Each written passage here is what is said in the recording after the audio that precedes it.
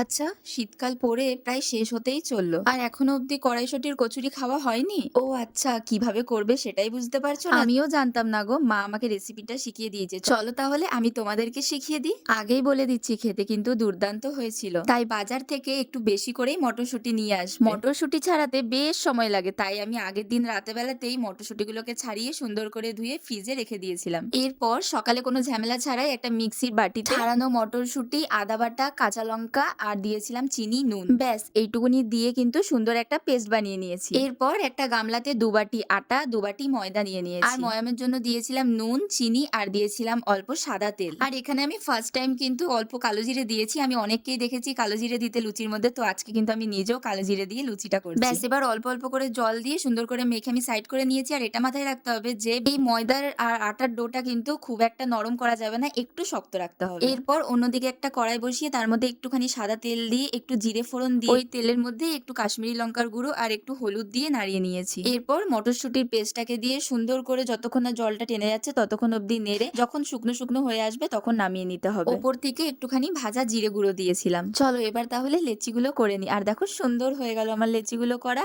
এরপর কিন্তু একে একে আমি এখানে পুরগুলোকে ভরে নেব। আর এটা মাথায় রাখতে হবে যে মটরশুঁটির পেস্টটা যেটা আমরা পুর করেছি সেটা কিন্তু জল জল রাখা যাবে না, একদম শুকিয়ে নিতে হবে। আর এই ময়দার ডোয়ের মধ্যে যখন কিন্তু আমরা পুরটাকে ভরবো তখন মাথায় রাখতে হবে যে কোথাও ফাঁকা না রাখার, পুরোটাই যাতে কভার হয়ে যায় সেরকম ভাবে কিন্তু আমাদের পুরটা ভরে মুড়ে নিতে হবে। অনেকের দেখেছি কড়াইশুঁটির কচুরি করতে গিয়ে কিন্তু পুরটা বেরিয়ে যায়, কিন্তু আমার দেখো এখানে একটারও পুর বেরোবে না। এর কারণ একটাই, যখন পুরটা করা হবে তখন কিন্তু যাতে একটুও পুরে জল না থাকে, আমি বারবার করে একটাই কথা বলছি, তাহলেই কিন্তু এরকম সুন্দর লুচিগুলো হবে আর একটুও পুরটা বেরোবে না। ব্যাস আমাদের এদিকে লুচি বেলা কমপ্লিট হয়ে গেছে। চলো তাহলে এবার গরম গরম লুচিগুলোকে ভেজে নিই। এরপর একটা কড়াই বসিয়ে তার মধ্যে বেশ খানিকটা তেল গরম করতে দিয়ে নিয়েছি। আর তেলটা কিন্তু ভালো করে গরম হয়ে গেলে একটা ছোট্ট লুচি ভেজে নিয়েছি উনুন বুড়ির জন্য। দেখো লুচিগুলো দেখতে কি সুন্দর লাগছে। এরপর কিন্তু এখানে আমি লুচিগুলোকে একে একে ভেজে নিচ্ছি। আর দেখো কি সুন্দর ফুলছে।